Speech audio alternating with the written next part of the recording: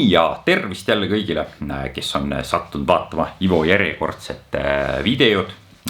Täna siis räägin toidulisanditest natuke ja 3 toidulisandist tuleb siis juttu, et video liiga pikaks ei veniks.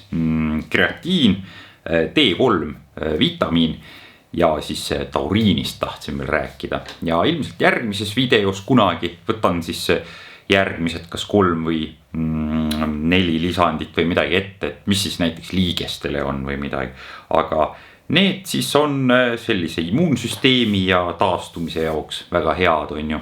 Ja vaatame natuke internetist ka mingit infot kõrvale siia ja nii ongi. Ja kus mul see idee siis tuli, et on küsitud Messengeris ja kommentaaridesse on ka juba natuke vist tulnud miskit, et mis aineid siin läheb Ivol ja et keemilisi aineid ei lähe kahjuks või õnneks hetkel. Ja kui ma vaatan ikkagi mingi 5-10 aastat tulevikku, ega vist ei hakka minema ka, et kuidagi pole vist vaja mul neid, mul on selline tunne, et saan ka ilma hakkama, vot.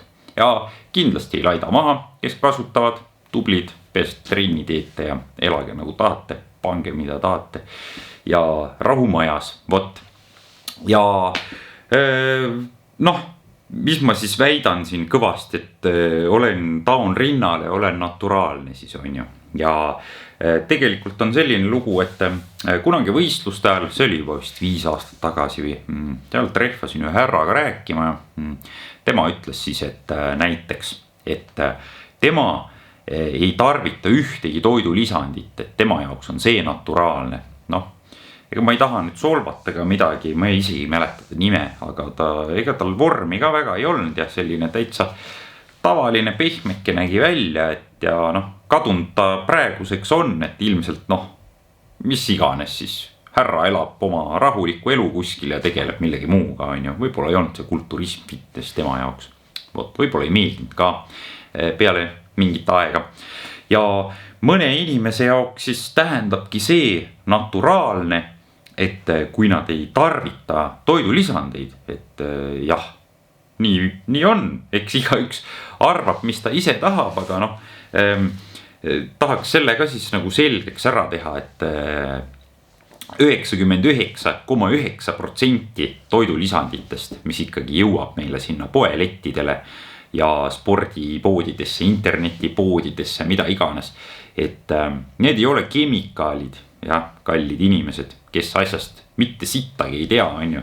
Et see on ikkagi igasugu tervise ravimiametid, kõik asjad kontrollivad neid tooraineid ja asju ja mingid firmad, kes siin kauges minevikus ongi üritanud oma lisandite sisse midagi seal sokutada või teha või panna. Neid firmasid ilmselt enam ei ole alleski ja ütleme nii, et olen ka kuulnud, et osad need eestvedajad läksid täitsa pikaks ajaks kinni istuma vist isegi, mõned neist. Vot, et selline asi on ikka täielikult keelatud, vot. Ja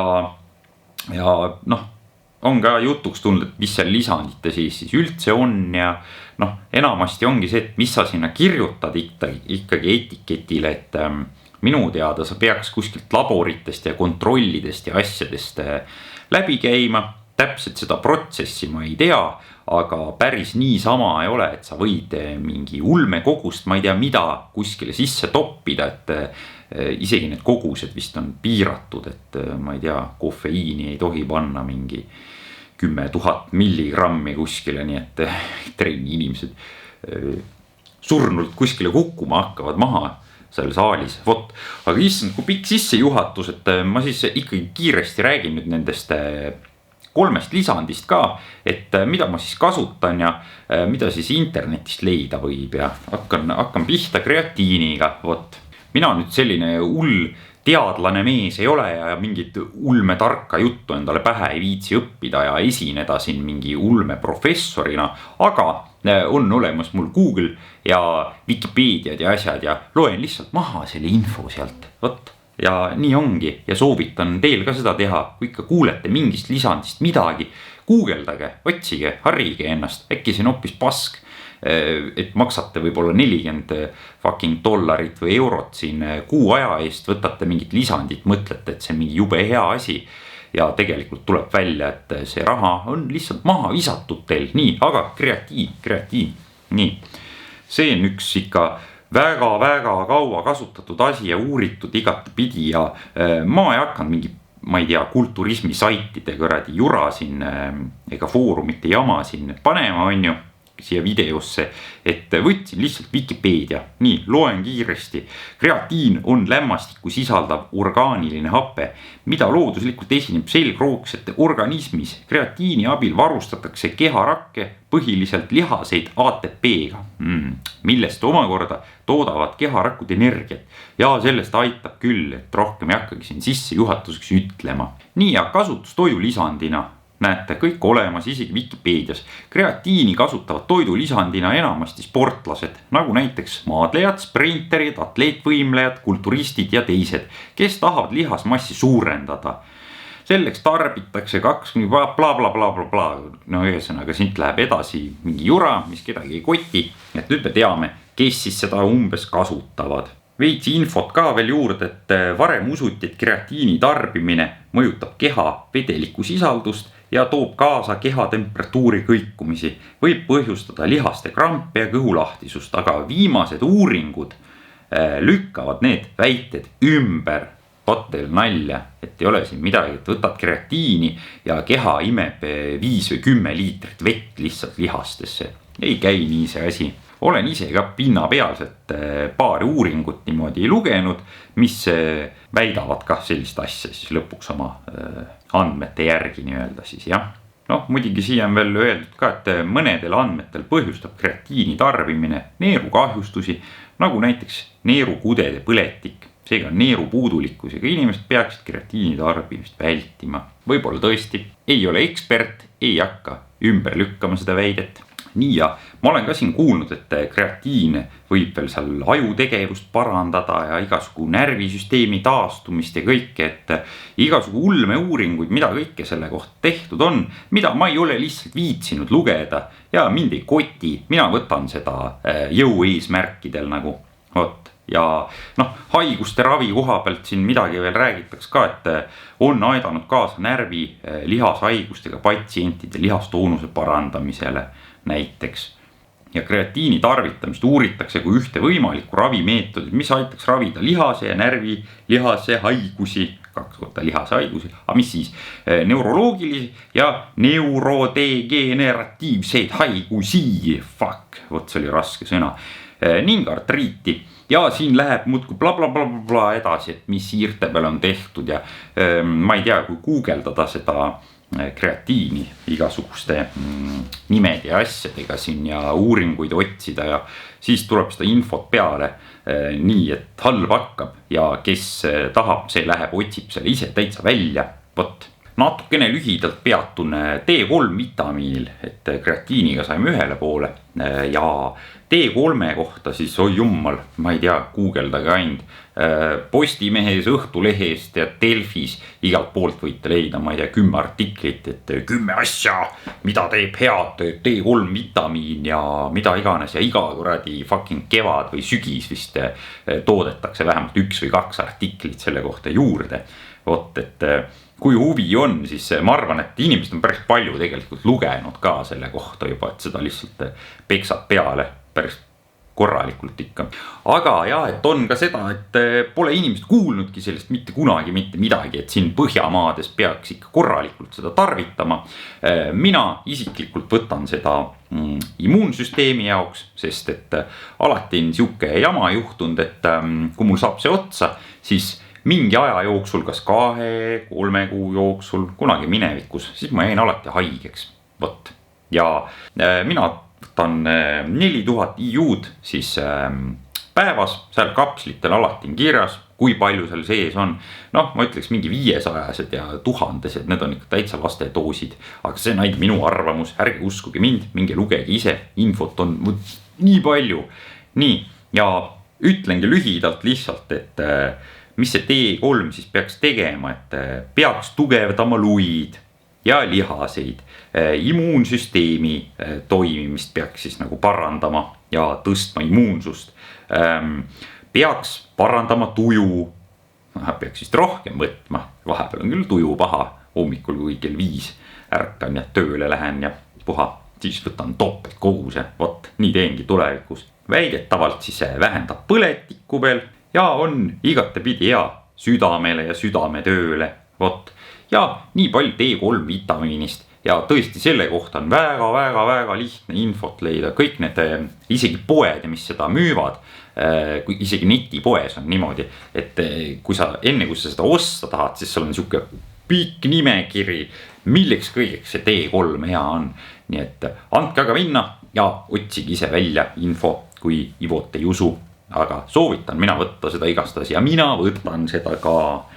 Nii ja kolmas lisand, mida mina siis tarvitan pulbrina ja on igasugused kapslitena ja kõigena, et otsi käinud ja on ühesõnaga tauriin.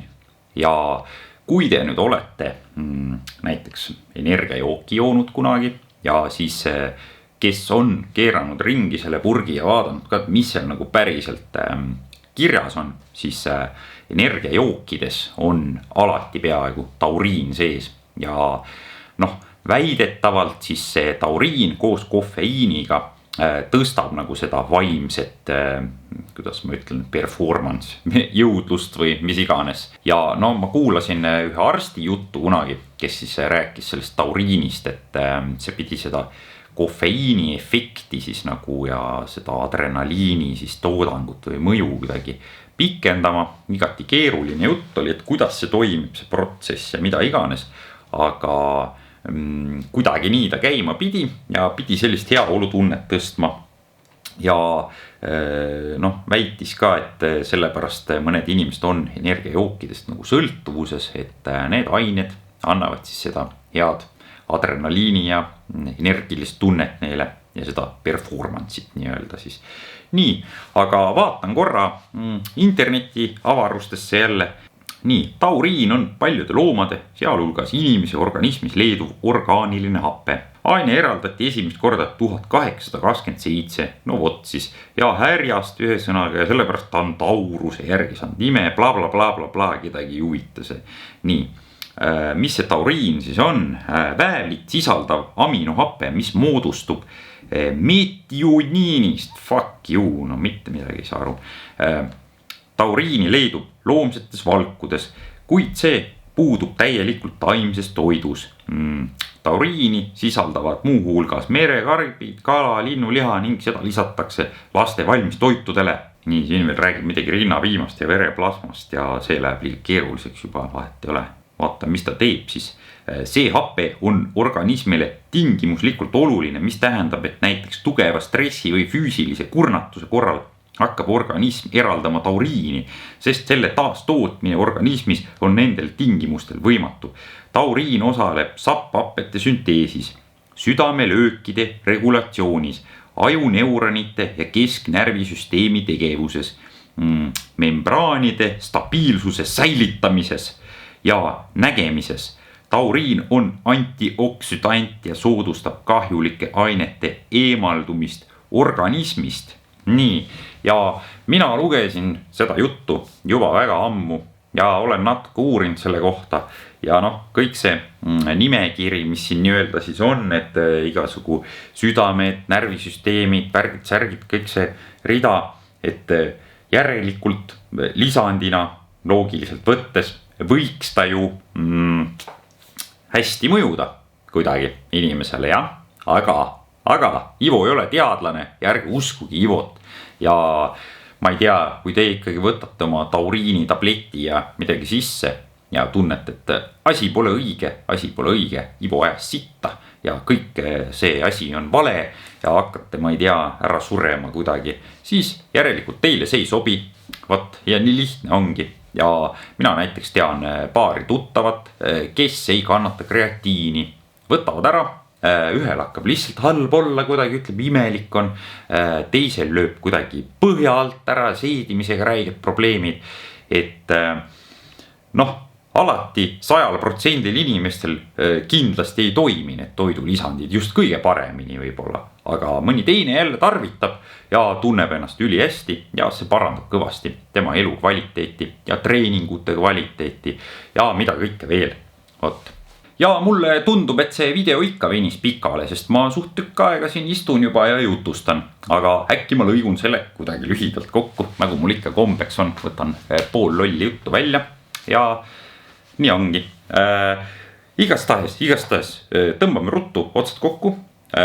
Aitäh kõigile, kes on subscribe'i pannud minu kanalile. Ju siis kedagi ikka huvitab ka midagi siin. Vot. Ja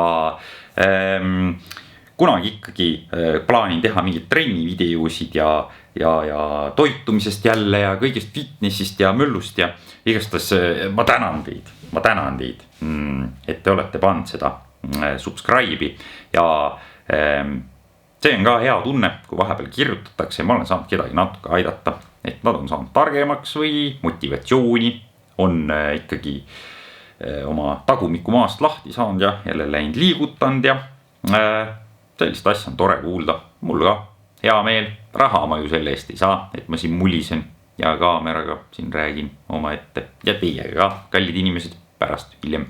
Vot, igastahes like'i saab panna, subscribe'i saab panna, kui te veel ei ole pannud ja ma ei tea, mida veel saab panna.